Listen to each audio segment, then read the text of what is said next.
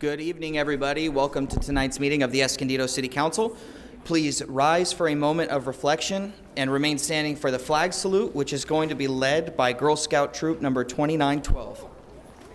Please join me in a moment of reflection. We come together tonight to say thank you. Thank you for the privilege, the blessing, the honor it is to serve here in the city of Escondido. We come together tonight as a diverse community, a community from backgrounds, different beliefs, different presents, and different futures, yet one common goal, that is the betterment of this city. We come together tonight to seek guidance, wisdom, and discernment during deliberations that transpire this evening. In doing so, we lift up Councilmember Marasco, Councilmember Garcia, Councilmember Martinez, Deputy Mayor Garcia, and Mayor White. May they be granted peace and wisdom as they lead our city into a bright and prosperous future. Amen. And Girl Scout Troop, you can come to the middle if you'd like to lead the pledge.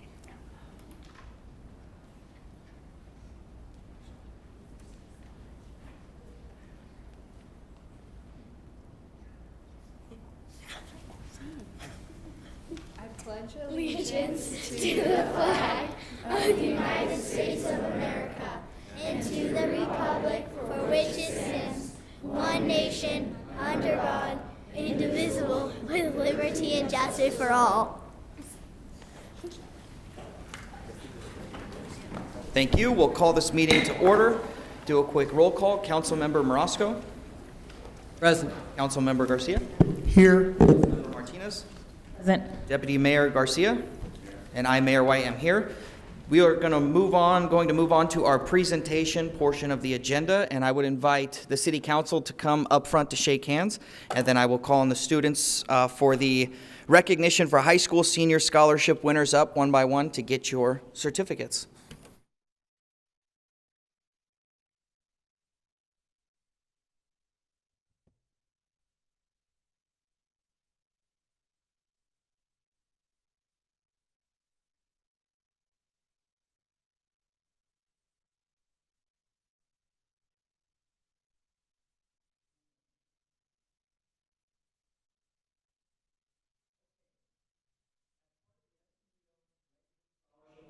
Administered by the Classical Academy's North County Education Foundation, 9 Escondido students were chosen to receive a $1,000 scholarship. This esteemed award in honor of local Escondido legends is a testament to the hard work and dedication of our local students. The recipients, hailing from 5 Escondido high schools, submitted essays that eloquently captured their personal commitment to Escondido and showcased how their interests and passions lined up with the selected Escondido legends. Submissions underwent a rigorous blind review process by a panel of local, active Escondido community members, ensuring the utmost fairness. I would like to extend a heartfelt thanks to Jack Raymond and an anonymous donor for their generous contributions that made these scholarships possible. And we'll go ahead and start with Zev Fisher. Oh.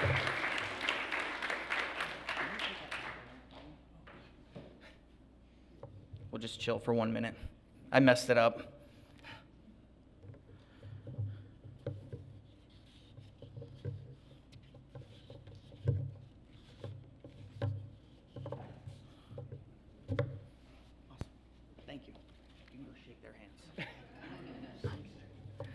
Michelle Johnson.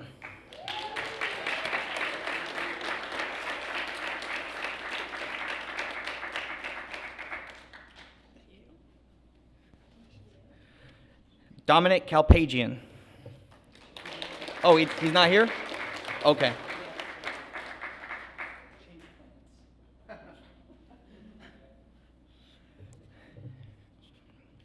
Diana Velasquez Bedoy. I hope I pronounced that right.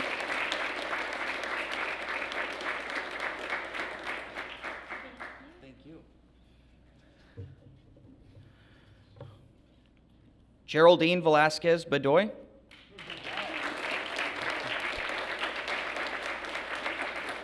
Congratulations.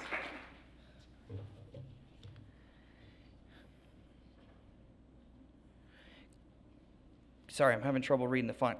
Cameron Mastabara.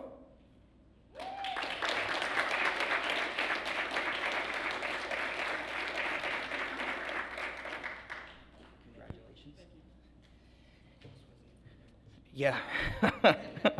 The following students were not able to attend, but they did also receive a scholarship.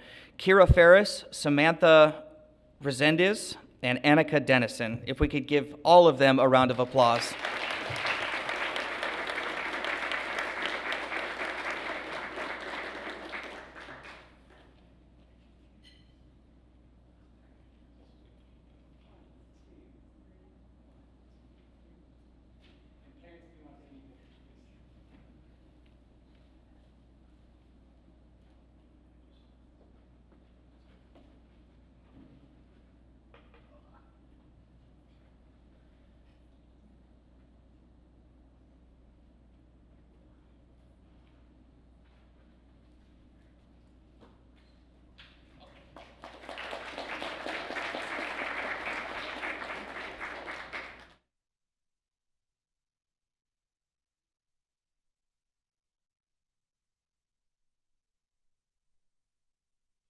Congratulations again to all the scholarship winners. Can we get one more round of applause for all of them?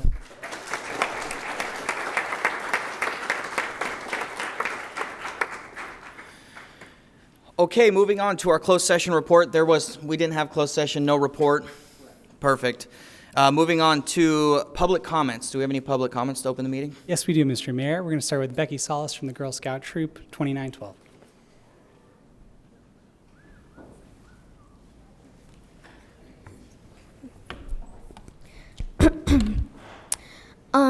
Hi, my name is Gigi Solis. I am a second-year junior of the Troop 29912. I'm working on my Bronze Award projects with a team of fellow Girl Scouts, and we're focusing on littering, mainly in the area of Kit Carson at the outdoor gym. While we were doing a trash cleanup there, we observed that littering is mostly coming from teens from the nearby middle schools and high schools. And now our Girl Scout friend Kat will be posing some solutions we've come up with. Hi, my name is Katerina Madre. I go to the Classical Academies on Bear Valley Parkway, which is near Kit Carson Park, where we observed the trash. Some ideas we brainstormed was maybe some more trash cans. We could put on a play about it. We could put art and posters. Maybe more cleanups. We could charge fees for littering, or like a police officer or another authority, while the high schools are getting out to make sure that they don't litter. Thank you for listening to our ideas. Thank you.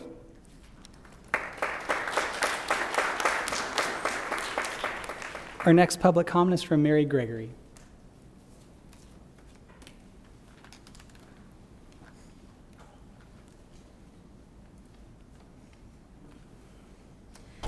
Good afternoon, Council. My name is Mary Gregory.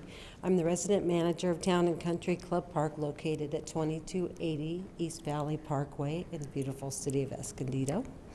Thank you for the opportunity to speak today. Approximately 4 or 5 weeks ago, work crews arrived at our location and installed a new street light and electrical box on East Valley Parkway at the front of our park. Unfortunately, during this process, our underground water infrastructure was damaged. So upon discovering this, I contacted the Public Works Department, and I was told somebody would be sent out.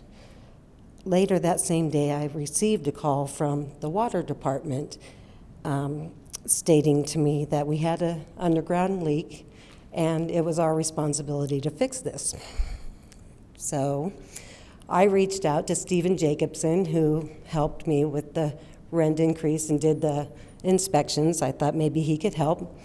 I left him a message, and he promptly returned my phone call, asked me to send him an email with some photos, and he would ask around. A few days after that, I got an email response from him saying that he received a response from his supervisor of the streets division and states that it was not city personnel who did the street improvements. So I responded asking him, are you telling me that any work crew can come and tear up a street and block traffic with heavy equipment and the city doesn't know about it, there would be permits or something. So he responded, yeah, I don't have any more information for you. You should check with SDG&E. So yesterday, I got a following email from Mr. Jacobson saying he's going to ask around and see what he can find out, which is great. So a few hours after that, Scott Rink from the city of Escondido comes to my office and says he's there to investigate our claim. So we walked to the front of the park, and he did his evaluation, and he agreed. The damage was caused by one of the contractors hired by the city, and he said he would further investigate that there's so many contractors, it might take him some time to find out who it is. So he asked me to send him an email address, and he would get back to me. And although we appreciate everybody's efforts and the time these individuals have given to assist in resolving the issue, I'm here today in an effort to ensure that we don't get passed around and sidelined. This damage it's getting worse every day, and we're getting like indentations in the asphalt area. And I hate to interrupt you. Your time has expired. However, Okay. I saw the city manager taking notes, and we will be following up with you ASAP. Thank you for your time. Thank you. Absolutely. Comments from Susan Romero.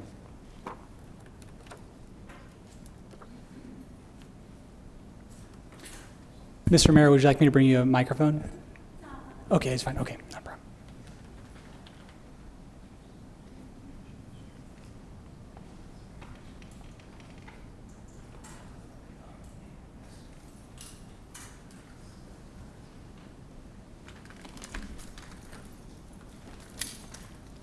Hello, City Council. My name is Susan Romero.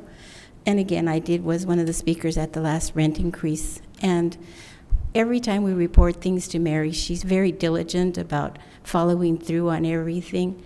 So I was trying to think of different people in the City Council here to help her to get this resolved. And it's like she's butting heads. So we're just here to ask you, please, can you do something to please help us before this situation gets way beyond its control? Because as she stated, it looked great when it was done, but suddenly there was like a wet line. And now the wet line is all cracks and the water's just flowing out. And then it's getting kind of a dip. So we're just asking, please do something before it gets extraordinarily dangerous. And then the other thing she failed to mention was they left a live wire. They just cut it and taped it, and it's sticking up out of the ground. So that's safety for the public too. And that's all I have to say. Our next speaker is Corinne Lynn-Bonin.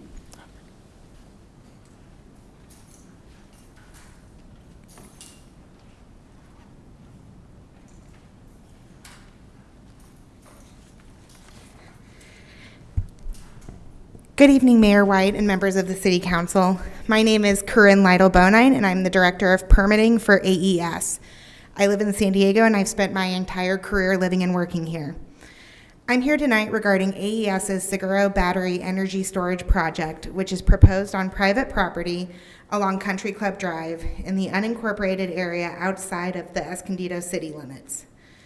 We understand that a resolution opposing the project may be put in front of the City Council soon, and I would urge you to table any consideration of such a resolution at this time because it's just far too early to make any decisions about this project. We are in the middle of an in-depth environmental review process in compliance with the California Environmental Quality Act with the County of San Diego. This includes the preparation of a full environmental impact report. The EIR is currently being drafted, and once the county deems it ready, it will be circulated for public review. At that point, the public, interested agencies, and stakeholders will have 60 days for review and comment. Once all the comments have been evaluated and addressed, a final EIR will be circulated for public review. In the meantime, AES has conducted comprehensive community outreach over the past year, which has included numerous meetings with government, community, and business stakeholders, the San Marcos Fire Protection District, the Palomar Health Administration, and a series of well-attended public workshops over the last several months. We also included the Escondido Fire Department staff in a meeting with fire officials from several different jurisdictions about the project earlier this year. AES is committed to being a good neighbor and a partner to the communities where our projects are located.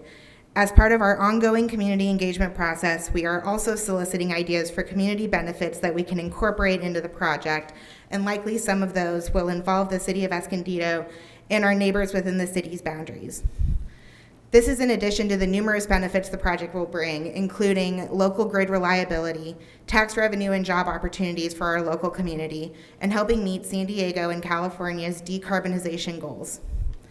It's important to understand that we are only at 10% design stage right now. This is intended to give us the flexibility to continue to avoid and minimize impacts and incorporate community feedback. Through this process, we have made critical changes to the project already in response to public comments and concerns, including reducing the size of the project, increasing setbacks from residences, undergrounding the transmission line from the project to the substation, and improving and adding access and circulation within the project area. Safety is a top priority for AES, and we are deeply committed to meeting and exceeding the safety standards for battery storage facilities and constructing and operating the safest battery storage project. For these reasons, we believe it's premature for the City Council to take up any formal resolution on the Seguro battery storage project. We would, however, appreciate the opportunity to provide a presentation and meet with City Council and City staff to share information and facts about the projects. Thank you very much for your consideration and time. No further public comment. Oh, Do sorry. you have this in electronic format? Can you send it to us, please? Thanks. No further public comments on this item. Okay, we'll move on to the consent calendar. Items on consent are not discussed individually and are approved in a single motion. Items on consent are items number 1 through 8, and I will go ahead and move to approve the consent calendar as is. Motion and second, please open the voting. Voting is open.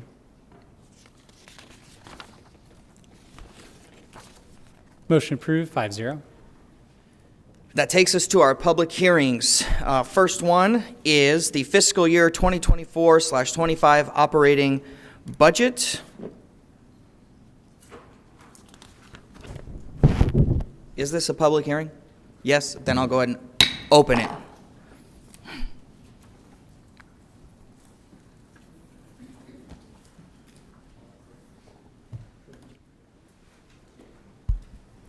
Thank you and good evening, Honorable Mayor, Deputy Mayor, and City Council members. My name is Christina Holmes and I am the Director of Finance, and this will be a public hearing for the adoption of the fiscal year 2025 operating budget. During this evening's presentation, we're going to start with the user fee study and then pause for a City Council vote. We will then review the fiscal year 2025 proposed operating budget, discuss the general fund structural budget deficit, and conclude with the appropriations limit calculation for this upcoming fiscal year. So starting with the user fee study, on June 5th, we held a fee study workshop that presented the results of a user fee study that was prepared by a consultant, ClearSource Financial Consulting. The study examined these 5 types of fees that included building, engineering, planning, fire prevention, and non-development related fees, such as the recreation programs and facility use rentals. The study showed that the annual cost to provide these services for the general fund is about $12.8 million, and the current annual fee revenue generated by these services is about $7.8 million, which means that the general fund is subsidizing these services by approximately $5 million annually.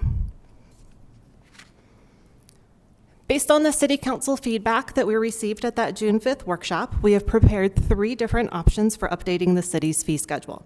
I did want to point out that the order listed in the agenda for these options is slightly different. Option 1 is listed as option 3 in the staff report.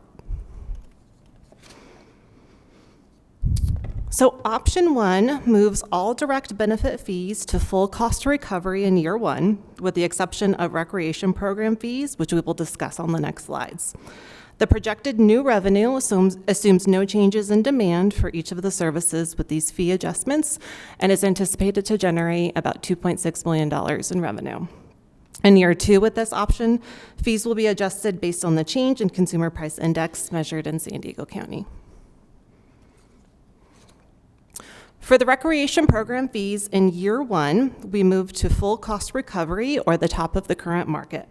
If there were no comparable agencies, then the fee was increased by 10% to step closer to full cost recovery, and then all facility rentals were moved to full cost recovery. In year 2, all recreation fees will be adjusted to full cost recovery. This 2-year phase-in approach gives time to communicate those upcoming changes to the community. So next, Robert Rhodes, Assistant Director of Community Services, are going to run through a few examples of the impacts to program and facility rentals with this option. Thank you, Christina. Again, my name is Robert Rhodes. I am the Assistant Director of Community Services, and I'm here today to review some of the recreation user fees that were discussed just a few weeks ago and how the direction from council has amended some of our staff recommendations at this point. So our first example is the Learn to Swim program. And as you may recall, we currently charge approximately $40 per session for that program. The total cost of service, however, is $449, and that does not include our public works maintenance portion. However, the North County City's average charge is $45 within that range. By applying the top of market rate, staff is recommending charging $62 per session. And while this does not cover the full cost of service, it does demonstrate a desire to be more cost conscious while still providing a community benefit. The next user fee example we had was the ball field lights. The city currently charges recognized youth leagues $5 per hour. Yet the cost of operation ranges anywhere between $24 and $45 per hour, depending on LED versus metal halide, which I originally mischaracterized them as halogen in my previous presentation. So this does not, again, include the maintenance performed by our Public Works Department. There is a wide array, however, of rates throughout the other North County cities that range anywhere from $5 with the city of Carlsbad to complete cost recovery, which is the city of Oceanside. And again, based on our prior direction from council, staff is recommending $24 per hour if you choose to move to an immediate cost recovery model. However, if there's another viable option for you, we would increase the fees to only 80% or $20 per hour for next year, then implementing the final 20% the following year if you are interested in choosing that model. As a reminder, there was a meeting with those youth leagues in December of 2023 where we discussed the proposed original ball field light increase to only $10 per hour. These meetings happen biannually, and our next meeting is actually scheduled for Tuesday, June 25th, where we will be sharing this specific update with them. And then finally, our facility rentals, which is the biggest opportunity to bring those fees into greater alignment with the direction of full cost recovery. And in this example, the Vineyard Room at the East Valley Community Center is currently at a rate of $80 per hour for a Class E, whereas the cost of the actual service is $135 an hour. You may originally recall that I initially identified this as $147 an hour. However, after further refinement of our calculations, $135 an hour was determined as the actual cost of the renting that particular space. And thus, based on council action and direction, the staff are recommending that we increase to $135 per hour for Class E users, and then the user group classifications B through D would receive the appropriate and approved discounts for those. Option 2, included with this agenda packet, moves all direct benefit fees to an 80% cost recovery in year 1 and full cost recovery in year 2, generating an estimated almost $1.8 million in year 1. And again, in year 2, fees will be adjusted to full cost recovery and also include an adjustment based on the change in CPI that year. And then the final option is option number 3. This was the consultant's recommendation that was presented on June 5th. It proposes a 3-year phase-in of fees in order to reach closer to full cost recovery by year 3. This model generates approximately $1.2 million in new revenue in year 1, projected $375,000 of new revenue in year 2, plus that change in CPI, and then an additional $375,000 again in year 3, again with the change in CPI. So this slide shows a summary of the 3 proposed options that we just walked through. With option 1 and option 2, the full cost recovery and the 80% cost recovery models, a new public notice will be issued, and the proposed fee schedule will be brought back to City Council for adoption on July 10th. So I will end this portion of the presentation. Staff are requesting a City Council vote on the proposed options for amending the fee schedule. Do we have any public comments on this item? None. Okay. I will then open it up for discussion amongst the council. Anybody want to volunteer to go first? Appreciate the work, appreciate the diligence in going back and scrutinizing and trying to come up with something that's palatable yet makes sense in regards to the city budget and everything else. So thank you guys for the work. From my perspective, I'm not interested at all in option number 3. It would be either option number 1 or option number 2. It doesn't seem like we're doing a whole lot with option 2 in the sense that we're doing 80% up front plus 20% the second year. That makes me lean more towards option number 1, but I would be more than happy to hear what my fellow colleagues have to say in that regard. I just saying up front, I'm not interested in option number 3. One of the questions I have is what kind of man time does it take for staff if we do option 2 or 3? How many hours are we talking about to adjust this next year and the following year? Well, we try to simplify as much as possible, but I will say it's always easier to manage the full increase than go back year over year, but I'll turn it over to Christina to give more accurate assessment of staff time spent. As far as implementing the proposed options, we have drafted fee schedules for each one of the 3. So in year 1, we have individually what those fees would be. So those specific fee schedules would be public noticed if we go with option 1 or option 2. And then each model, again, is a similar, no extra level of staff, depending on the different options, same level. And I did have one other question. And one of the samples or examples that were provided us was the swim disparity with what we charge versus what our actual costs were. And there was an explanation of the number of individuals who were required in order to make our program work. And my recollection is that we may have more adult and or staff personnel there than what is required. And the response was, well, it's safer that way.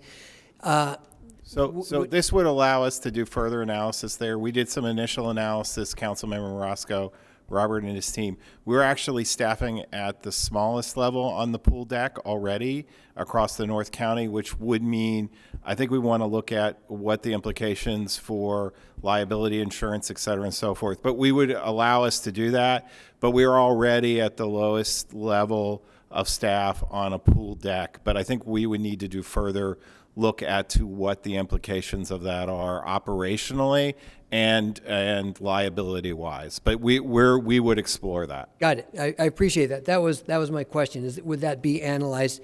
And I don't think that what we heard last time was that we're at the lowest number. So I appreciate that clarification. Thank you. Yeah, I'd like to echo that. I'm not really too interested in option 3. I think we need to be as aggressive as possible in order to address the issue as quickly as possible. But I do also think I am leaning more towards 2 because, I do think that people need to be able to adjust and prepare for it. So I think the 80% does make sense because it's still aggressive, but it gives the community time to adjust accordingly. But I would also be open to one. So while you're open to 1 and 2, lean 1, I'm open to 1 and 2 and lean 2. So that's it for me. Councilmember? And thank you so much for the preparation. I do appreciate it. Thank you. I'm visual. Can we go back to numbers, please? Okay. So as far as option 1, which is full cost for everything, right? Because it's different than what's in the staff report. Is that correct? Correct. Option 1. So we're going through what's on the presentation slides, right? Yes, yes. Okay, This is so the full cost recovery model. okay, first full cost for everything, including recreation. Recreation was still that phased-in approach of the either full cost recovery market for the recreation program fees. Okay, with a 2-year phased-in. But I mean, after 2 years, it would be full cost. Correct. That would be the full cost. So can we go back to the amounts? No, like the amounts of the swim and thank you. Okay, so you're saying so is this one option 1 or 2? Sorry. This would be under option 1. Okay, So option we're 1. treating the recreation specifically a little differently from those other direct benefit user fees. Got it. So then this one would be this year move from 40 to 62. And then next year, what would that number be? 449? That's option 1, right? That's Yes. correct. It's under Yes. option. Okay. So option 1's a no for me. And then can we look at option 2? Do you have a slide similar to this for option 2 that breaks down the amounts for the swim? No, not for the Learn to Swim program. Okay, so then that one is pretty much, so what I'm kind of trying to think of like numbers. So option 2 would be eventually the full cost, right? Yes. As well? So it would Option go to 2 is a 449? Sorry. Yeah, option 2 is a 2-year phased into full cost recovery, and that still does include the recreation program fees. Okay. So by year 2, it would be full cost recovery. Which is 449. Okay, Correct, got it. for Yeah. this program. So I think, Unless that becomes modified through the analysis of city staff, correct? Well, you can provide us direction on what you want to do vis-a-vis full cost recovery. That's just what the proposals are at this point, is eventually getting to full cost recovery. We would do additional analysis, but this is also a time to say, for example, you want to do something specific around programming as it relates to full cost recovery.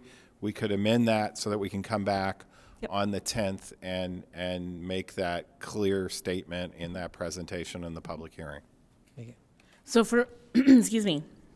And then option 3 was what you presented last time. No changes to that one for option 3? Correct. That is the original That was first. the original report, that we saw June 5th. Okay, and I do know for like the building, the planning, engineering, full cost recovery, I support that.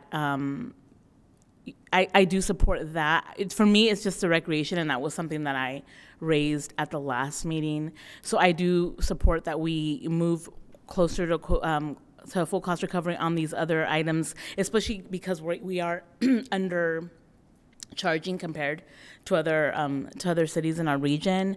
But I just can't do that with recreation, and it's not just because it's not just money, it's also just what it does for our community. There's a huge public benefit with recreation, keeping kids off the street, which also ties into youth development, community services, public health, equity, crime prevention, gang prevention. And so for me, it's also a lot of those things, which it's hard to put a value number on those. So I'm not able to support 1 or 2 for those reasons. And on 3, I think, we do need to charge more for the other fees. So I would say that the current options for me at this time, I'm not supportive of them. I have a follow-up question. So I'm in support of going full cost recovery on the regulatory side of things immediately. Specifically referring to the rental stuff, I'm okay going full cost. With the swim and the recreation specifically, if we do the 2 years, so we bump it up to whatever you said, $61, $62 this year, with the intent of getting to full cost recovery next year, assuming the worst, assuming we're in a difficult position revenue-wise, that program may be cut anyways. But if not, and we find ourselves in a better situation revenue-wise, would that still come back to council to be considered before full cost recovery was implemented? So you could craft us a direction to come back on the programming side, look at options including full cost recovery, but other options to sustainability.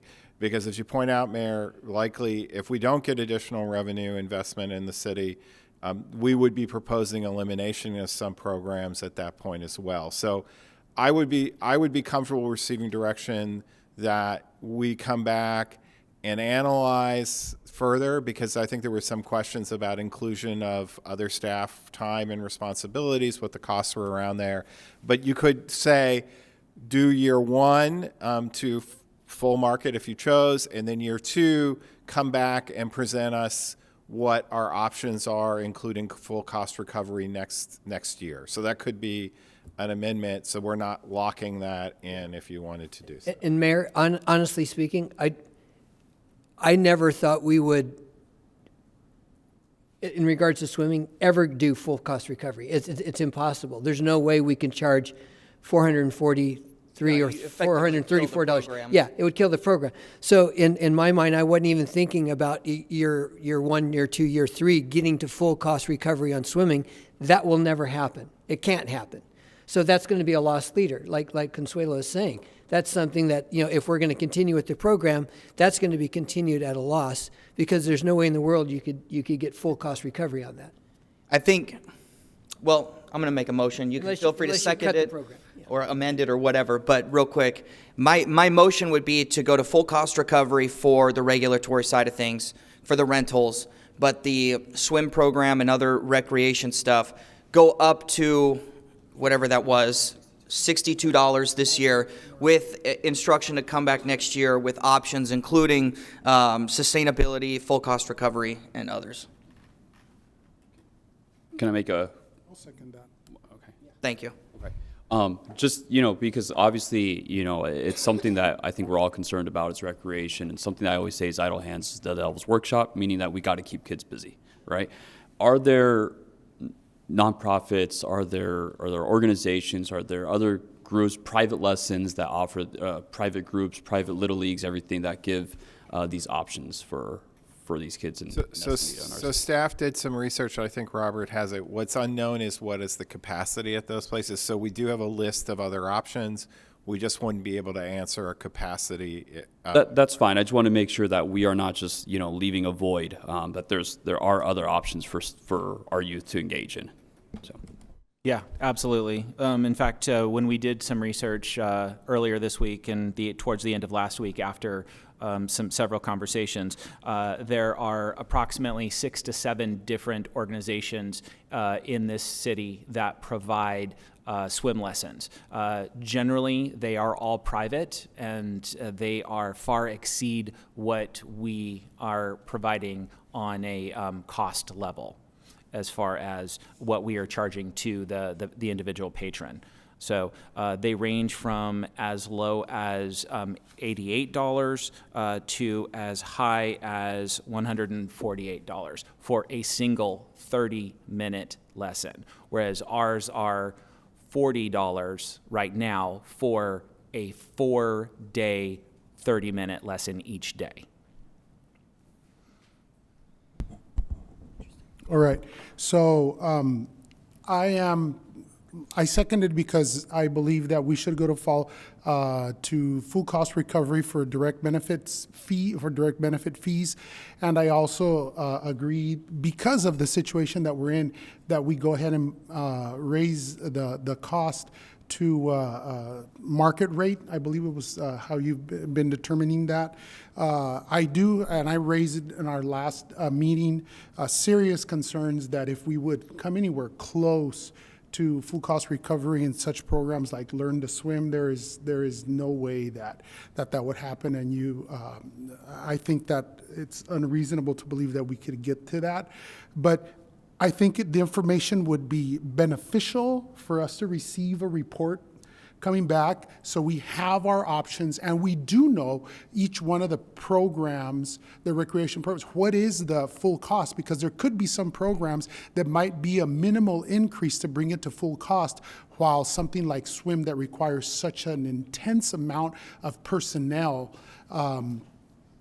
which would just is something that we're going to have to not be able to go to full cost recovery. At least in I wouldn't be able to vote for that, and I wouldn't. I do have another question.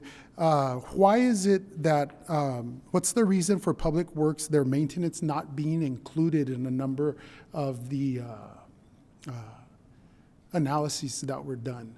That's an excellent question. We were only looking at the Community Services Department as a whole. We did not look at the Public Works Department. We can get that information for you, and we can have that fully loaded cost if that is something that you would also like to see. Well, I asked it last time, and I thought that this time it would come back with that, but I just wanted to point that out. So those are my comments. I second in the motion. I believe that we need the information, but we need to go on the record where we stand. Thank you. So can I ask a clarifying question? Is this full cost recovery year one or over 2 years, 80-20? That's what I'm still... My motion was for year one. Okay, that's what I just want to make sure I was clarifying. Does the second understand that? And that's exactly what I was going to say. Regardless of what the mayor said, I was going to say my second was to a 1 year. So that's where I'm at. So just so everybody's on the same page, the motion is to go full cost recovery in year one for direct benefits. With recreation, go to the staff recommended $61 with $62 with options next year coming back for sustainability and full cost recovery. And am I missing something? No, I think that was it. And it has a second. Does anybody have anything else they want to add? Go ahead. Just so I understand, for full cost recovery on option one, it's still saying year two full cost recovery, but you're saying that will be determined we'll vote on that. So I just want to make sure that I'm not technically voting for full cost recovery on recreation. It can't happen. It won't happen, yeah. No, the motion is to approve the staff recommendation for $62 and to come back next year with options for sustainability, assuming we have new revenue, and then essentially killing it with full cost recovery if we can't afford it. Can I ask a clarifying question, because I think I almost got it. So I want to make sure when we're talking recreation, we're talking about the programs in recreation. We're going to move rental costs to full cost recovery. That was the part I was missing. Yeah. Okay. Yes. $135 for tables. And 25 for lights? 24 for lights? Okay. And just as was noted, this it would, just for everybody's notice, this would go in effect September 1, correct? It will, with the public notice and adoption July 10th, will be effective about September 15th. So none of this summer's programs will be affected? Yes, that's correct. All right. We have a motion and a second. Please open the voting. Voting is open.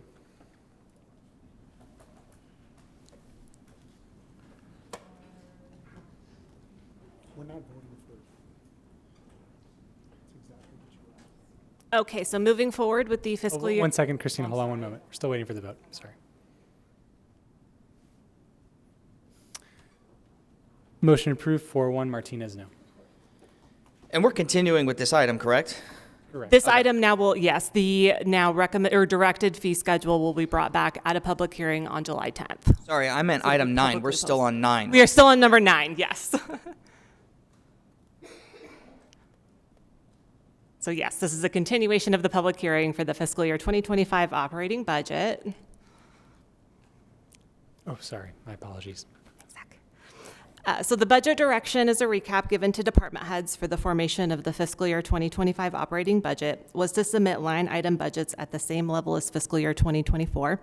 Increases in employee services were to be absorbed by reductions in maintenance and operations. In addition, departments were directed to prioritize the City Council's essential services and recommend budget scenarios that support the 3-year council priorities. This slide shows the fiscal year 2024 current fiscal year operating budget compared to the proposed fiscal year 2025 budget being presented this evening. General fund operating revenues are projected to increase by 4%, and general fund operating expenses have increased by about 2% from the prior fiscal year. This table shows the current fiscal year 2024 budgeted operating revenue, followed by the fiscal year 2025 projected amounts for the upcoming fiscal year. Each category of revenue is projected to increase with the exception of sales tax and revenue from permits and licenses. As we reported at the May budget workshop, the decline in sales tax is a trend seen statewide as the economy continues to slow from the peak in 2022 and consumers reduce spending due to the impacts of inflation. For the decrease in building and permit revenue, this is primarily due to the timing of collecting that type of revenue as large projects move forward. May I ask a quick question? We received, I think, maybe all of us, I received a presentation today in regards to permits and licenses, which may significantly change that, so that has not yet been calculated in, correct? Not aware of that. Okay, so that's coming from Jennifer, who I don't see. Okay. I will need to follow up on that conversation. Okay, thank you. This next table shows the preliminary budgeted expenses by general fund departments. Overall expenses are projected to increase by $2.6 million or 2.1%.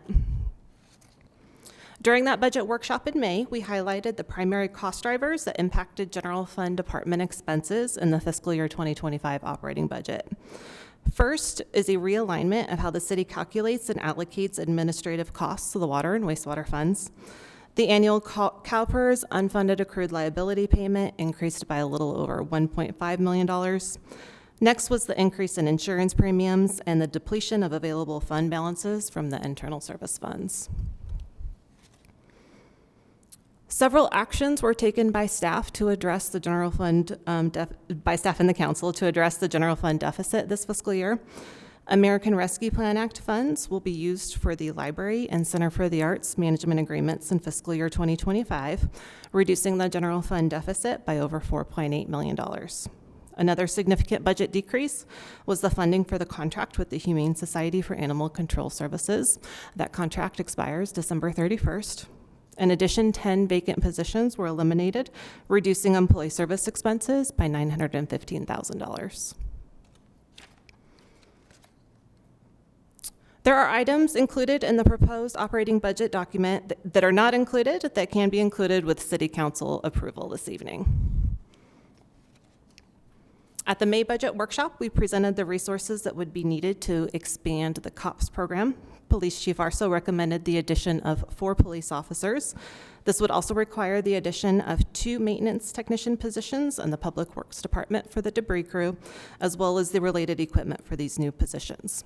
Total resources needed annually is about $1.2 million in the first year, and then annual employee service costs are a little over $861,000 in year 1. A budget adjustment for these resources is included with this agenda item and can be voted on separately at the conclusion of this presentation.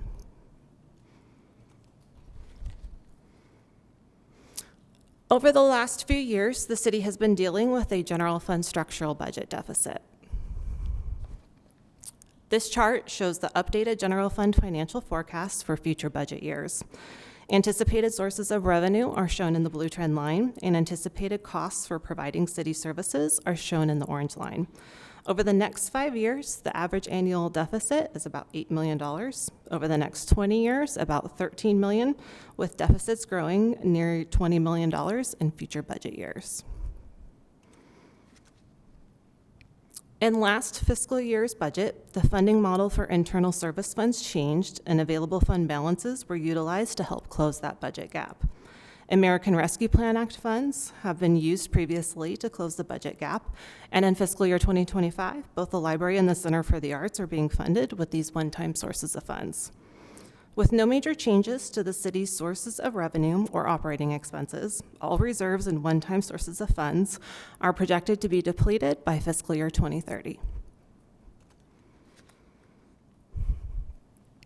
Last year, on June 7th, 2023, a budget workshop was presented to City Council that showed the projected general fund budget deficit and provided 3 different scenarios for the programs and services that the city will need to consider eliminating when all available one-time funds and reserve balances are depleted. We won't discuss each of the scenarios again this evening, but did want to highlight the impacts of scenario number 1. The approach in scenarios number 2 and number 3 preserve the public safety departments and will be considered first as cuts are made in other general fund programs and services. However, without a long-term substantial increase in revenue, scenario number 1 will have to be implemented, which is a proportional across-the-board budget reduction in the general fund.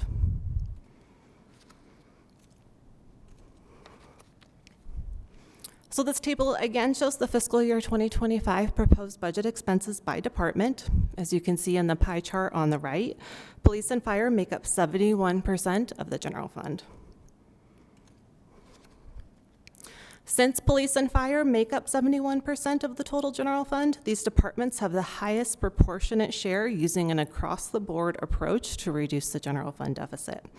If we assumed that projected deficit is $10 million, the police department would be directed to cut $4.4 million and the fire department $2.7 million. Police Chief Varso and Fire Chief Tanger will now share the impacts to each of these departments in implementing these budget reductions. Mayor, may I ask a question? Yes. Why are we reviewing this when we've already stated publicly that we have no intention of doing this? I'm just curious. I would let the city manager answer. To answer the question, it is to remind the general public that although we've been successfully able to balance the budget, there's still this structural issue, and that eventually, because it is a $20 million structural issue ongoing, without additional revenue into the city, there will become a time where these scenarios will have to be acted upon because the public safety departments make up 71% of the overall budget. And that's why I wanted to clarify. Yeah. Stated. Thank you. Good evening, Mayor and City Council. Ed Varso, your Chief of Police. Before I get into the doom and gloom bad news, I'll get into some of the better news. But just as a recap of where we're at with the police department staffing, the Escondido Police Department was once budgeted for 170 police officer positions. That number was cut during the 2008 recession and today holds at only 160 police officers. That 160 includes my position along with all sworn supervisors, detectives, and police officers. 160 is inadequate, and the budgeted number is on par with 1990s staffing levels in our city and makes us the second lowest per capita police officer staffing in the county. Despite all of those challenges that come with a police department that is low staffed, we go out every day and we find ways to win, even when our state tries to find ways to stop us in changes in state law. Some of those successes include we consistently excel in meeting all police department response times goals. For example, our priority 1, our highest level of emergency response, we have a goal set by our general plan to have a police officer on scene within 5 minutes of a 911 call coming into our dispatch center. On average, we arrive within 3 minutes and 43 seconds. However, this is only accomplished by the hard work and close coordination of our dispatchers, our field supervisors, and police officers who are very talented at multitasking and prioritizing and reprioritizing their work to meet the emergency needs in our community at any given moment. Next, despite damaging changes in state law impacting our ability to do the police work that we used to do at a previous level years back, year after year, the Escondido Police Department makes more arrests than every other city in the county, with the exception of the city of San Diego. That also means we also out-arrest every contract city that the Sheriff's Department services in the county. That arrest rate is because when other police departments have given up and other police administrations have told their officers to back off on enforcement out of fear of lawsuits and public scrutiny, I have said keep going.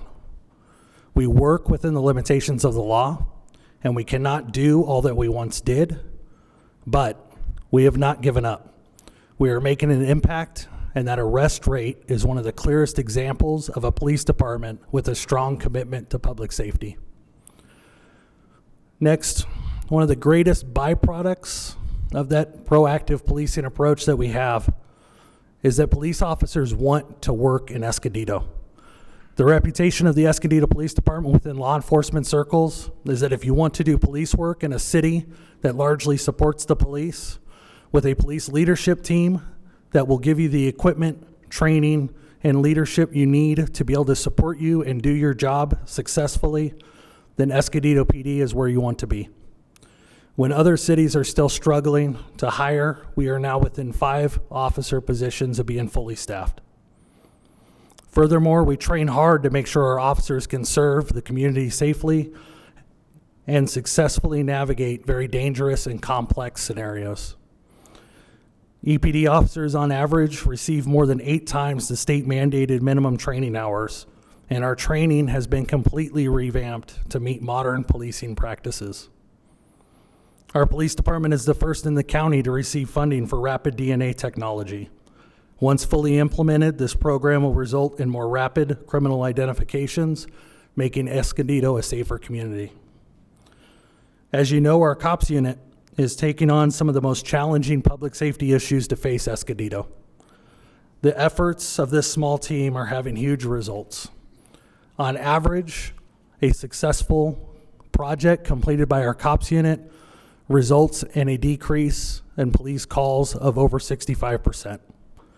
That is not just reducing the workload of the police. It is evidence that areas once plagued by crime and disorder are now left with a very visible improved overall safety, but we realize our work is far from done. I'm highlighting these successes because if the scenario I'm about to discuss were to actually happen, all of that hard work would be lost, every bit of it. Next slide, please. Because the Escondido Police Department operates on a thin staffing and funding model, there is very little to cut from the budget without elimination of staff positions. In the given scenario, I would be forced to immediately cut police officers, professional staff positions that provide critical support to the police department, animal control services, funding for critical public safety systems, and eliminate all community outreach and prevention programs. The cuts would include the elimination of 3 officers assigned to our traffic enforcement team. We would no longer have the staff to further our efforts in traffic safety. Rather, we would retain only 3 officers whose primary responsibility would be the investigation of serious injury and fatal traffic collisions. Additionally, we would likely give up millions of dollars in state-funded grants related to traffic safety programs because we would no longer have the staff available to focus on those efforts. Additionally, can we go back one? Sorry. Property crime would also likely increase under these cuts. As it is, I only have 5 detectives that investigate thousands of property crimes every year. A team of 5 is woefully inadequate, resulting in significant delays in investigating property crime. Given the cut scenario, I'd be forced to eliminate 2 of those 5 property crime detective positions. We would no longer investigate general thefts, vandalisms, shoplifting, and auto theft. The community-oriented policing and problem solving, or COPS unit, would be eliminated. And you may ask, do I really need to eliminate the entire COPS unit? And in this scenario, the answer is absolutely yes. Because this team was created by cutting positions elsewhere in the police department. In other words, the police department was never received an increase in funding to create the COPS unit and only exists by sacrificing other police positions. As such, the cut scenario assigned would require the elimination of a team that is important but was never truly funded to begin with. The COPS unit is important, they are successful, but without funding, their work would have to cease. Patrol officers would respond to calls for service from the community, but there would no longer be a team available to remove encampments nor do some of the sustainable work that we're doing in the community through the COPS projects approach. 2 of our 3 police officers assigned to our schools would be eliminated. We would only retain 1 position paid for by our school districts. It's important to keep in mind with this topic too that Escondido, we have a very poorly staffed school resource officer program. At a minimum, most other communities place a police officer at every single high school and additional officers who share responsibility of serving middle and elementary schools. We only have 3 officers covering the entire school system in Escondido, when we should have a team of about 8 to 10 officers to match current trends in school safety. Next. Again, Fire Chief Tanger and I both thank you tremendously for supporting the transition of fire and EMS dispatch services to Northcom. That decision has already reduced workloads and streamlined services. However, our dispatchers are still responsible for answering every 911 call in Escondido, all of our non-emergency calls, and handling police dispatch service. This plan would cut 3 police dispatcher positions, which we would expect will lead to delayed answer times during peak call loads. Our customer service representative staff at the police front counter, both of those positions would be cut. As a result, we would no longer staff our front counter. The police department would go to an appointment-only service model, which will result in more calls for police officers to handle matters that would have previously been handled by the customer service representatives. Our parking enforcement program and software and equipment would be eliminated. Police officers can issue parking citations, but such activity will be the lowest of our priorities, and it is unlikely that we would have staff available to enforce parking violations. The animal control contract would be cut to the minimal amount allowed to maintain only state-mandated services such as rabies control programs, vicious animal quarantines, and injured or dead animal collection. Again, there would be very little staff available to handle this activity, and complaints will likely mount quickly. Paying officers overtime is the only way the police department is able to adequately provide police protection during some of our community's biggest special events. The overtime funding for those details would be eliminated, and we would be unable to provide police protection without an identified funding source. The computer-aided dispatch system that our dispatchers and police officers rely on to respond for calls for service in Escondido is now over 20 years old. We are experiencing significant operational issues with the current system. System issues include frequent field computer disconnects from the network, very slow returns, and an overall outdated system requiring extensive IS support. The system must be replaced, and we are actively researching the future of our computer-aided dispatch system. However, in the cut scenario, funding needed to maintain the already obsolete system would be eliminated. Staff would come back to City Council on an emergency as-needed basis to fund repairs. It should be anticipated that the current system will eventually reach a point of being beyond repair. We have some of the most extensive early youth intervention and gang prevention programs in the region. These programs are maintained through our strong partnership with Escondido Education Compact. All programs would be eliminated. Instead of the intervention efforts, all juvenile crime cases would be referred to the San Diego County District Attorney's Office. In light of current caseloads and juvenile justice system dynamics, I would expect very few of the cases to ever be filed, and Escondido youth will not receive the help they need to avoid a future pathway to drug and crime. In summary, a $4.4 million cut will result in the elimination of 12 police officers, 3 dispatchers, 2 customer service representatives, 5 parking enforcement officers, the elimination of the parking citation software and equipment, large cuts to the animal control services, elimination of all early youth intervention and gang prevention programs, elimination of computer-aided dispatch equipment replacement funds, and the elimination of staff availability for special events such as parades, cruising grand, etc. This is my 5th year as your chief. I've worked on these various cut scenarios every single year. And frankly, I'm sure you can all relate to the exhausting feeling it is to go through this year after year. And each year I contemplate various options to cut in a way that doesn't seem so dire, but that is simply not possible. I acknowledge that the police department budget is the largest, but that does not mean we are wasteful. We make do with the resources available to us within a criminal justice system in California that seemingly seeks to hold us back from enforcing the law.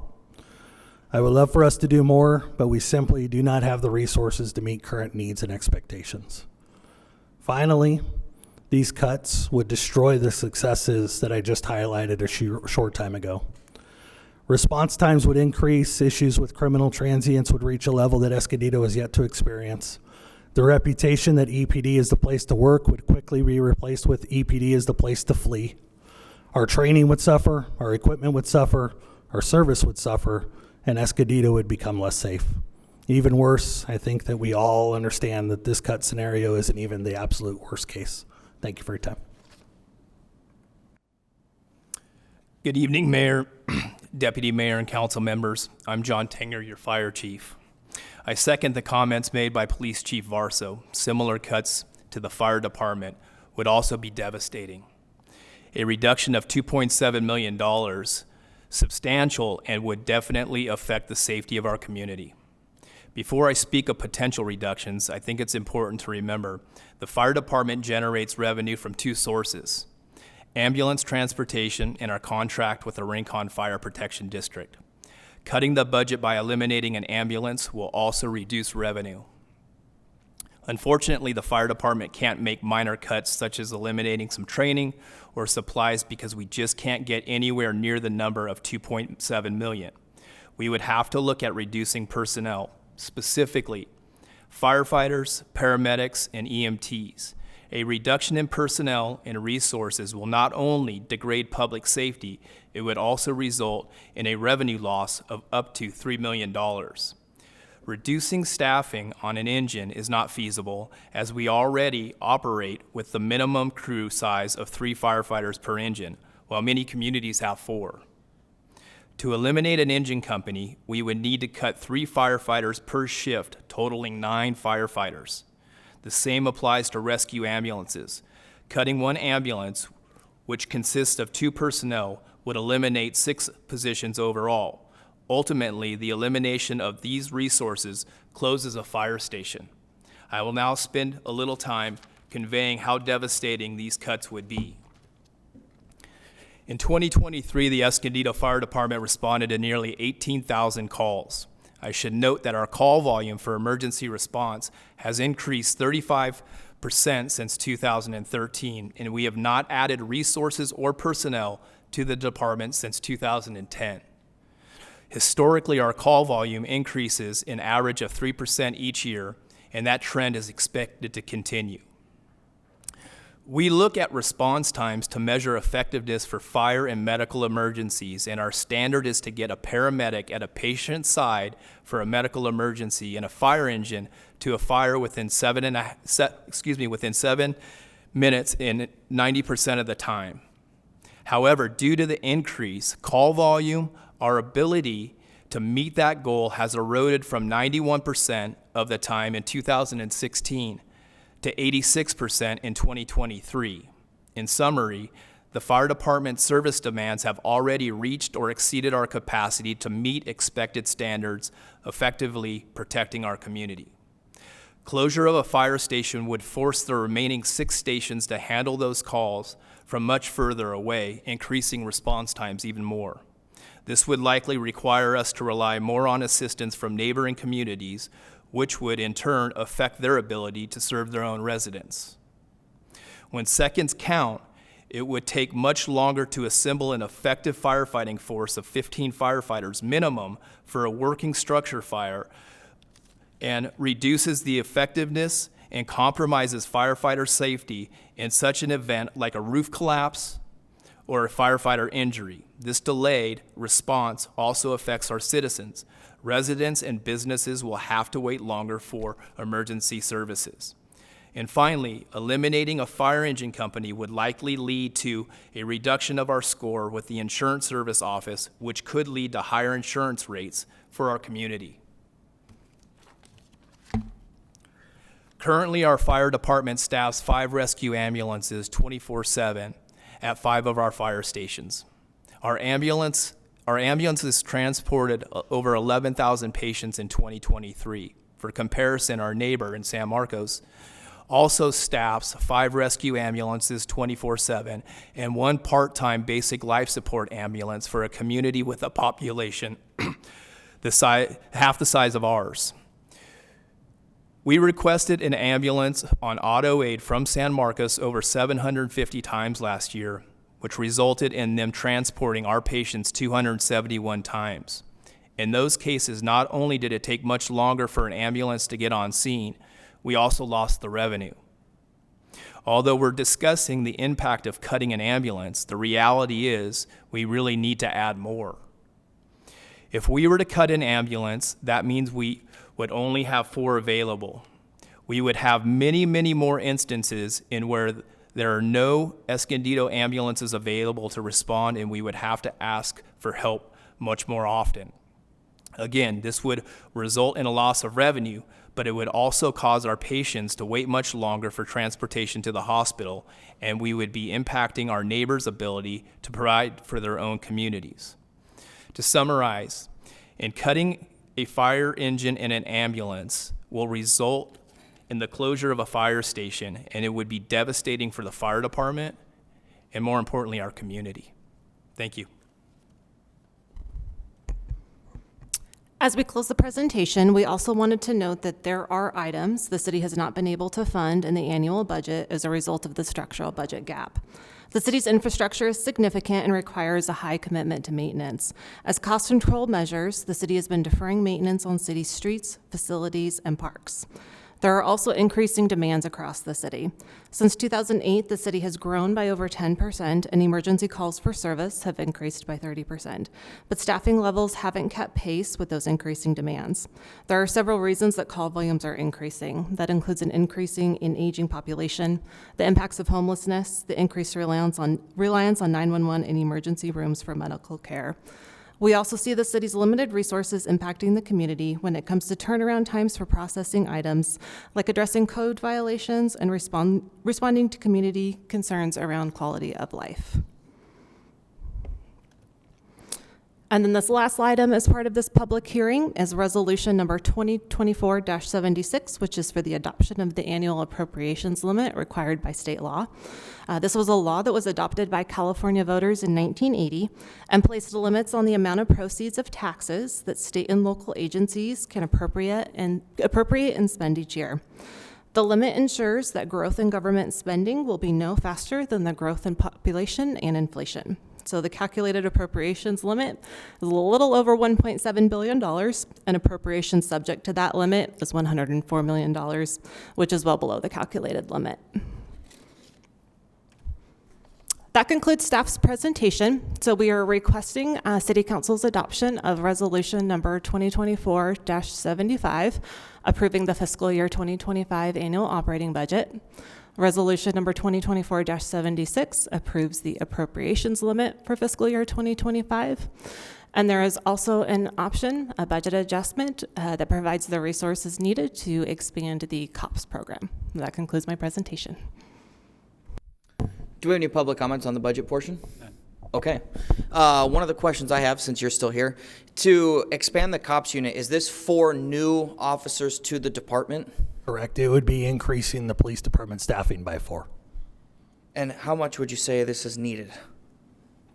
I mean, I can answer that from the briefing yesterday, but I think your words are more powerful than mine.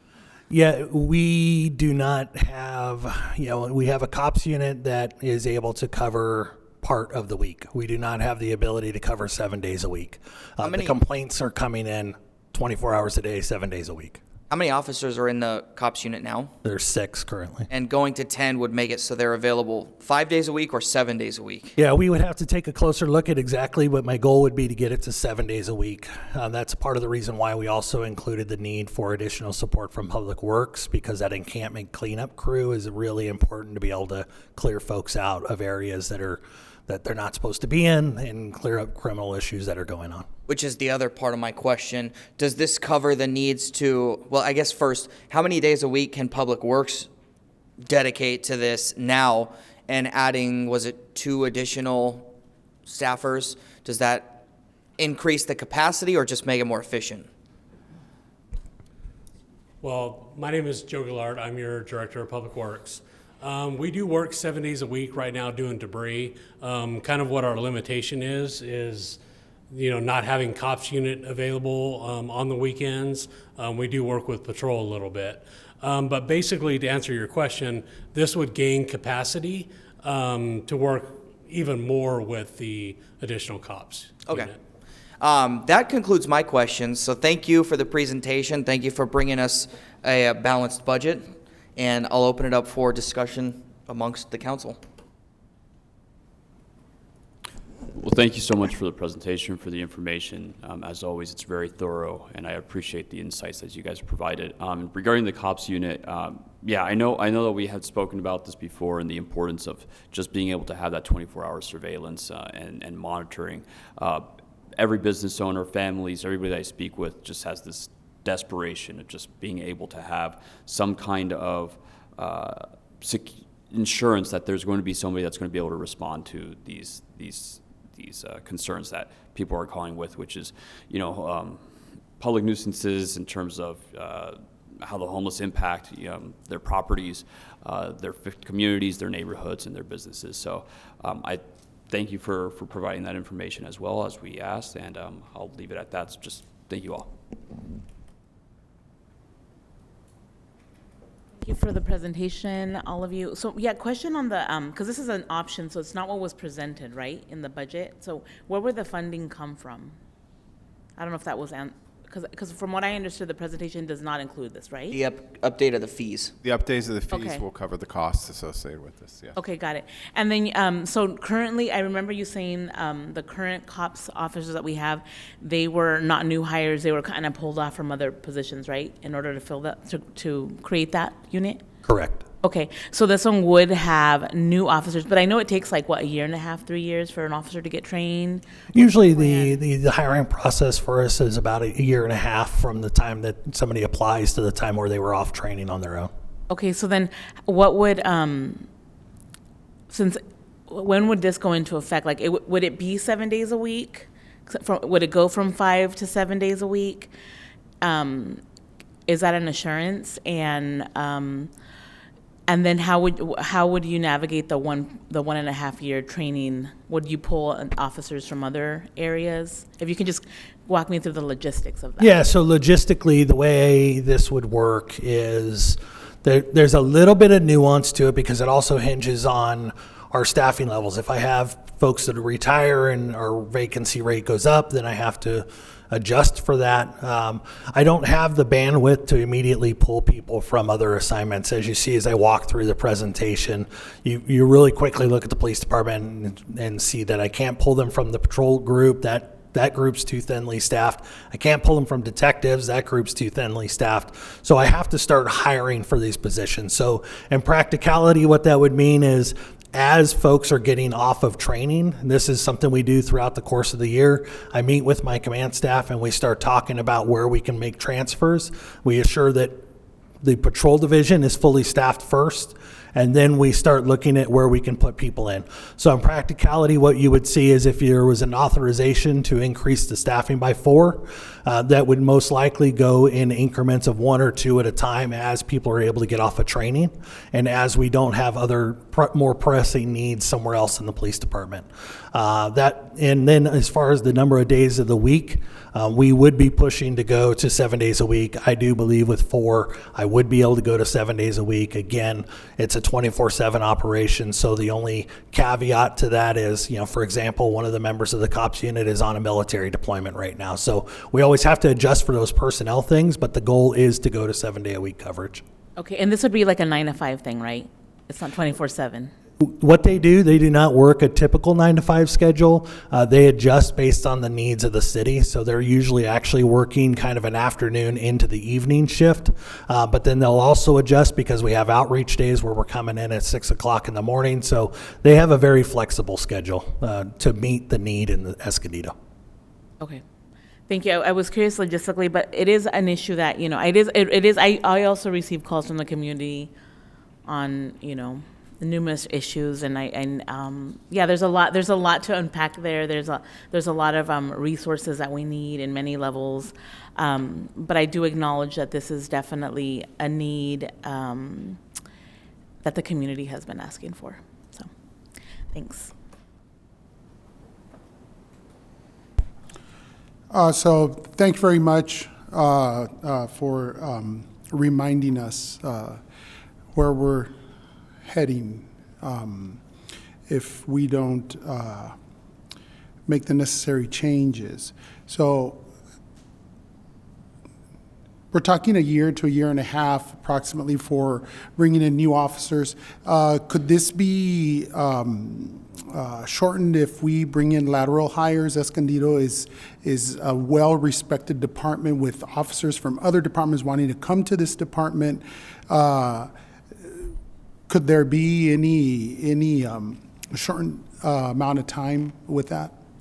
Yes, I would say there is. For example, I gave a job offer to an experienced officer lateraling from another agency that spoke to exactly what I was just talking through about folks' desire that have police experience to work here in Escondido and being frustrated in other communities and knowing that the reputation here is different.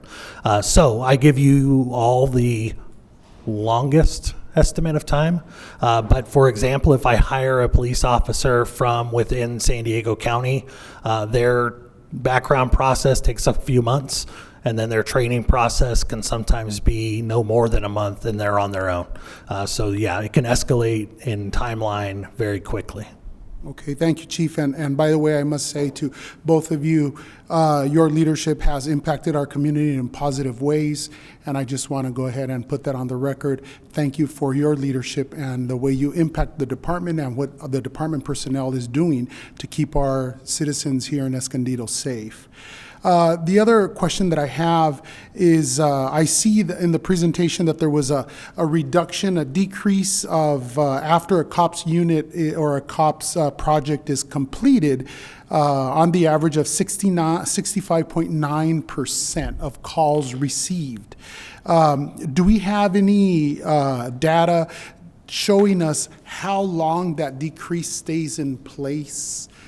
Because I do receive concerns, well, the project has been completed, it's great, but we're beginning to see issues. What is the COPS unit doing to address that, and how is that a little bit longer term, the decrease, how is it holding? Sure. The first challenge that we always face is the partnership in the community. And, it is a community-oriented policing team for a reason. We have to have partnership. So usually where we have the biggest struggle is that we are making recommendations to help better secure a location, and we're met with resistance. Sometimes it's an affordability thing. Sometimes we're making recommendations that come at a cost and a business owner or a resident cannot afford it. Sometimes they're just not willing to cooperate or willing to accept that what we're offering is actually going to work. So that call reduction is every single project that we have had where we've had cooperation with members of the community. Every single time we've seen improvement. And then what we do is even after that project ends, we go back into those areas and we track how that has progressed afterwards. So that call reduction is sustainable. I think probably the best example of this is the very first COPS project we did was in the area of Mission and Quince at the Motel 6. That area still has, you're still going to see the occasional issue, but it is nowhere close to what you saw a couple years ago before we started that project. And so we do measure it in that way. And then if we do have issues, usually the best part about this is that we get a really good relationship with those business owners, with those residents we're working with, where they now have a direct point of contact with the officer that ran that project. And they'll be the first ones reaching out saying, hey, we're starting to have some recent activity. That's not necessarily a surprise to us. And then we can go back in and get a handle on it early and get back to where we were in a positive spot. So there will be, I guess, for lack of a better term, flare-ups that can happen in a community, but then we can go back in and address it. And that is wonderful news that we're holding at this number and that the COPS unit is ensuring that they respond within the time before it becomes a major issue. So thank you for that. Being that the answer to Councilmember Martinez was that bringing on these 4 new officers and all the support staff and vehicles and equipment necessary won't unbalance the budget. If I understood correctly, it will not unbalance the budget. I would be in complete support that we include the COPS unit into our budget. Thank you. Just like to thank you again for the presentation, all of it, and all the information, and for also reiterating that it's important that the community understand the city's position in regards to finances and what it could potentially lead to down the road without some sort of intervention. And hopefully that is going to occur. I'd like to echo what my colleague stated in regards to all of your work and the impact that you've provided for the city of Escondido, the positive results, as well as the ability to maintain your departments the way that you have. I'd like to make the proposal that we adopt the resolutions as presented, as well as the option to include the increase in budget adjustment for the COPS unit. I'll second that. I'll third that. Does that conclude your comments? Yes. And does anybody else have anything before I call for the vote? If not, then please open the voting. Voting is open.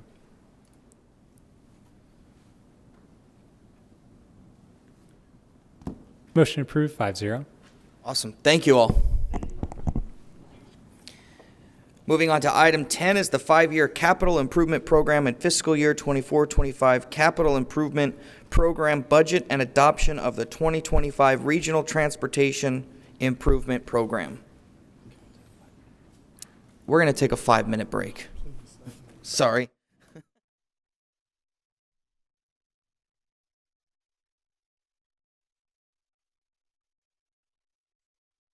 We'll go ahead and reconvene this meeting, and whenever you all are ready, the time is yours.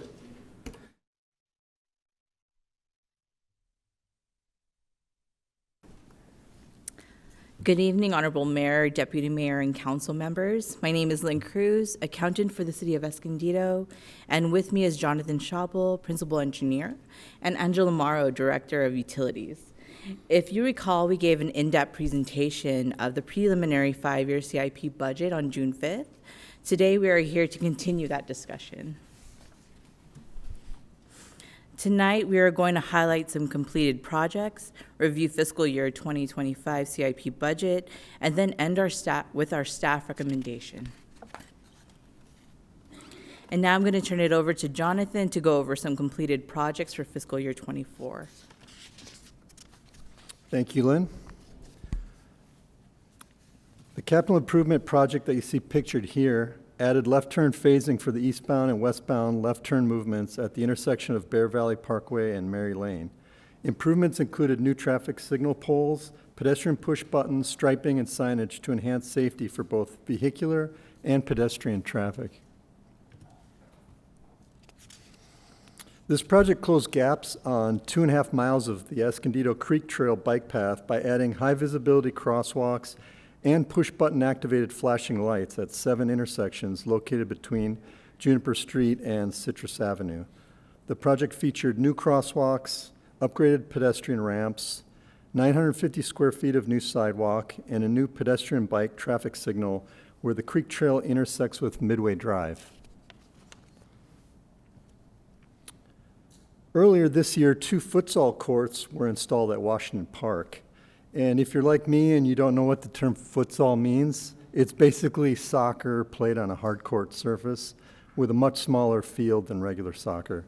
These futsal courts are very popular and getting heavy use both during the day and at night.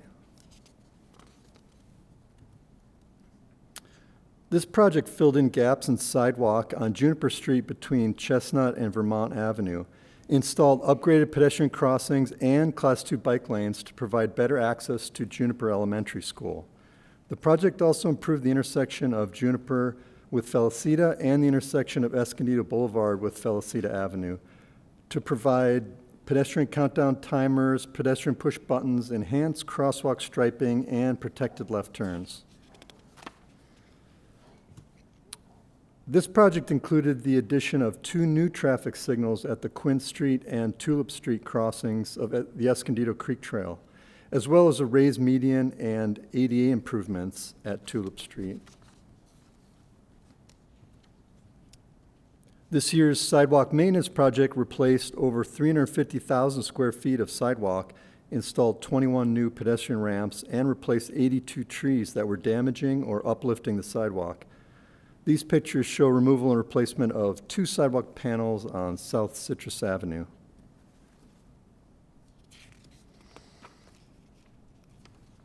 And here's another example of an uplifted sidewalk that was fixed as part of the annual sidewalk maintenance program. This year's street maintenance project repaved over 1 million square feet of roadway with hot mix asphalt. In addition, almost 900,000 square feet of roads were resurfaced with rubberized asphalt chip seal.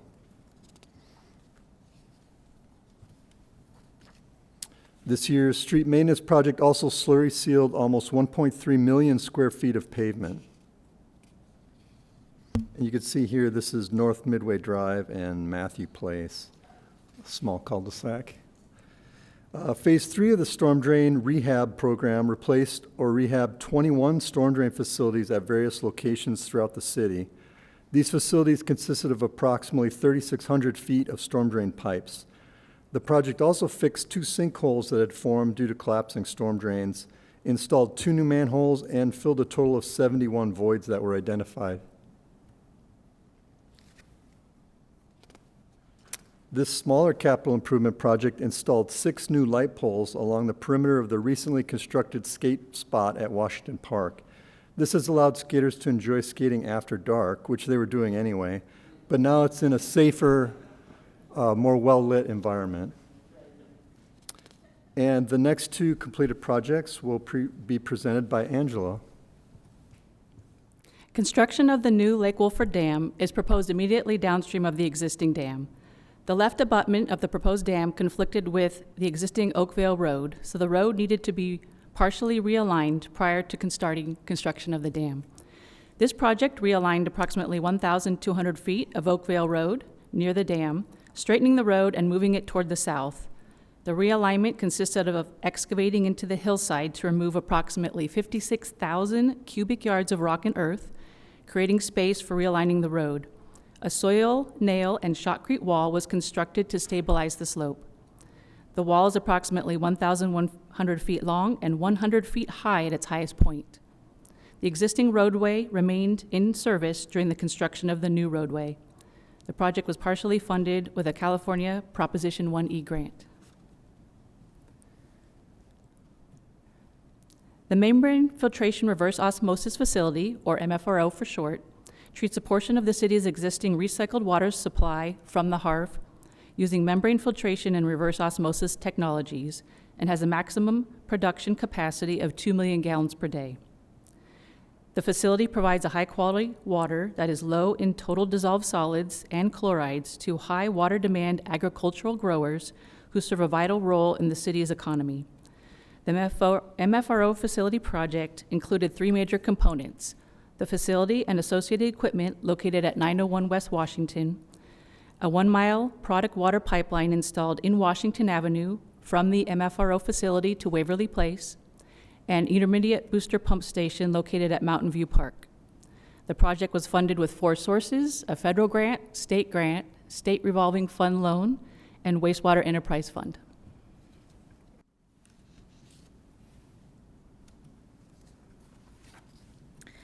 As we reviewed on June 5th, here's a list of projects that staff recommends to be funded in fiscal year 2025. It is requested that additional funding is allocated to existing projects to ensure completion. This slide shows existing library, public works, wastewater, and water utilities projects. Lastly, this list reflects existing street projects.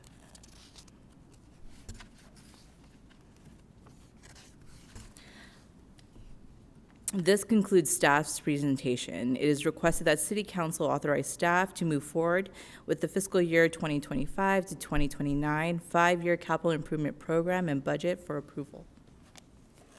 Do we have any public comments on the item? None. Okay, just real quick, City Council tends to get the blame for everything, but the other side of that is we get the many thanks that I think you all don't get. And I was just telling the city manager earlier that lately, I've been getting a lot of thank yous for all of the road work that's being done, some of it highlighted in the presentation, and especially the crosswalks going along the Escondido Creek Trail have made a huge difference, so thank you all for that. And I know the lighting at the skate park, there were many thanks for that one. So thank you for all that you do for the presentation. I'll make a motion to approve the item as is. And Second, I just had a quick question. If you could go back up with the street projects. I couldn't see fast enough if Brotherton was on there. Brotherton at, you got it. No. The list at the very end. Yeah. So Center City Parkway and Brotherton is not included on this, correct? I don't see it. That is an active project. Let's see, it should be on there. Yeah, it's Center City Parkway Signals. It's Is that what that one is? Okay, Yeah. got it. Okay, great. Thank you. I just wanted a couple of things very quickly. The lighting at the crossings at the creek, incredible. Safety, great. But there have been some residents that have decided to run them and keep on going. And I'm just going to give a shout out to our chief, who's been put out there to walk across the street and see if they'd stop. And there have been plenty of people that have almost hit our chief. But then, of course, they get a ticket for that. And hopefully that is educating our community that they need to stop and slow down, because I have had bike riders tell me, it's almost like they're playing chicken. They really want to scare us. So anyway, thank you. That is making an incredible difference. The other thing that I needed to say, or that I'd like to say, is that I rode through the creek for the first time on a bicycle not too long ago, and it's really great. I really enjoyed it. Who I was riding with, unfortunately, ended up in the emergency room, but that wasn't because of the creek. It was something else, the creek trail. But anyway, one thing that I did notice is that we have a lack of signs of where to direct me on a bicycle, where to go. Because who I was riding would scream at me, no, Joe, come this way, because otherwise you're going to end up somewhere else. So I think that we do need to clarify some signs, nothing big, just a few little signs, with an arrow, go this way, go that way. Rookie. Thank you, Mike. So anyway, I wanted to say those... That's it. Thank you so much. And I'm in favor of this. Thank you. As always, thank you for your hard work. just one question. Is the new dam going to be walkable? It'll be a secure facility, so it could be by appointment. Okay. But not No, what he's really asking, is it fishable? Because that's what he really wants to know. Yeah, I'll take that as a no. Yeah, fishing by appointment. Is that what you meant? Please open the voting. Voting is open. Motion approved, 5-0. Okay, last item of the evening, item 11. Does anybody have anything they'd like to add to a future agenda? I don't know how to even word it.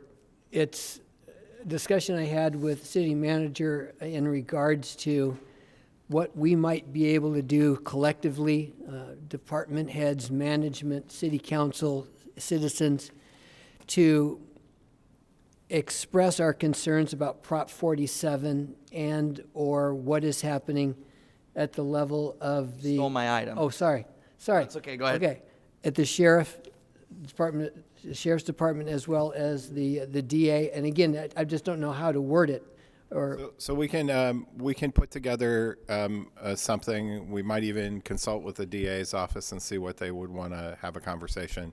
But absolutely, we can talk about something about what Prop 47 did and what the impacts are right now. So absolutely, we can have that conversation. So people understand. Yeah, absolutely.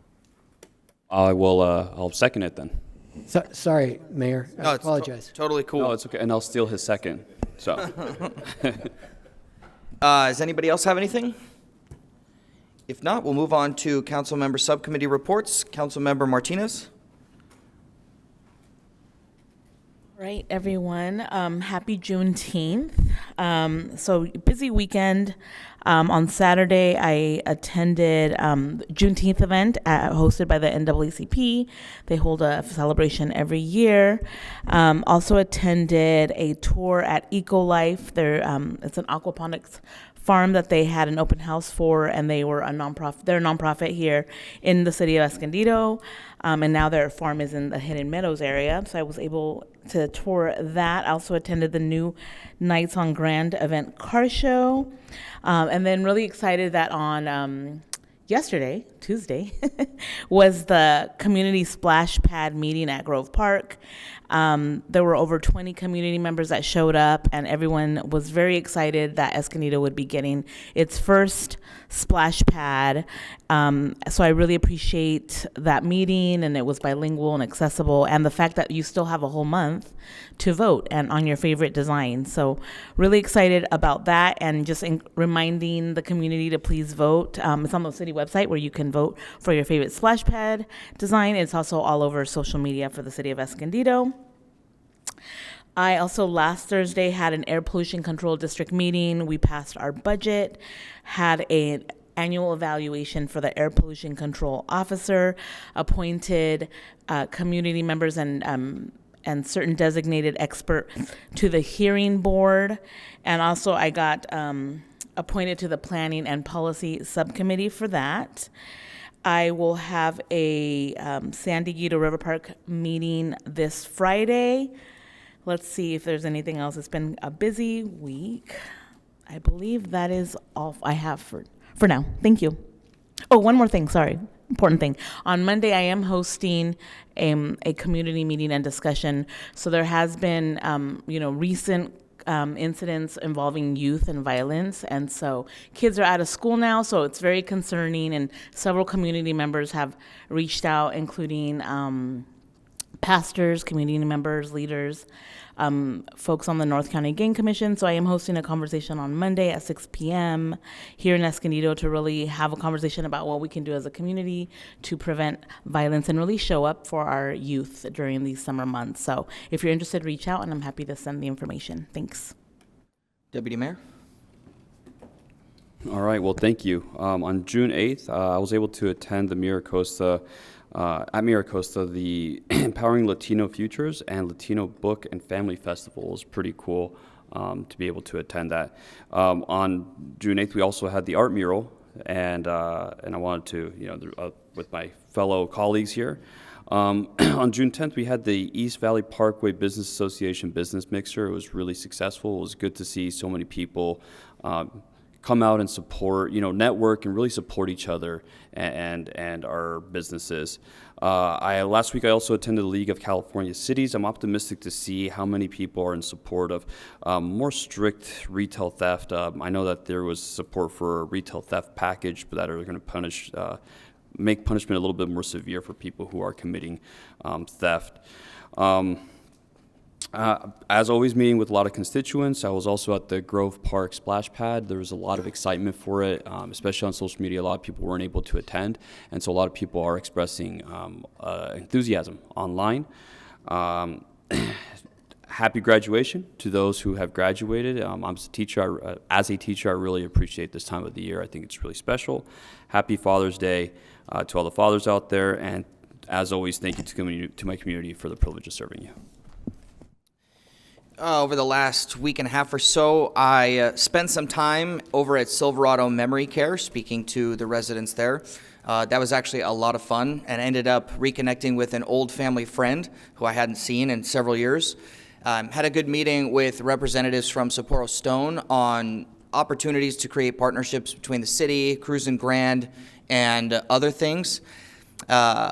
I too went to the mural celebration, but the most exciting part about last week was JP Catholic was filming in the Mitchell Room, and I had an opportunity to be in the film as an extra. I had one line that was about 3 words, and I'll let you know when the release of my new film is out, so you can watch it. Thank you. Wow, I'm so excited to be sitting next to a movie star. Wow. I have a couple of things. I had the opportunity to sit at Sandag when we offered the contract to hire the new CEO, Mario Oso. He started yesterday. I ran into him at the Sandag Tribal Summit, which was on Friday, and I had the opportunity to be able to attend the summit representing our city, representing the mayor as he was being a movie star. He sent me to do some real work, okay?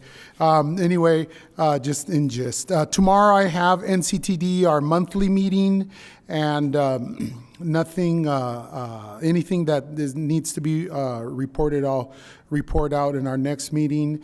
And I also attended the art mural at Calmia and Grand last week. So anyway, that's my report. Thank you.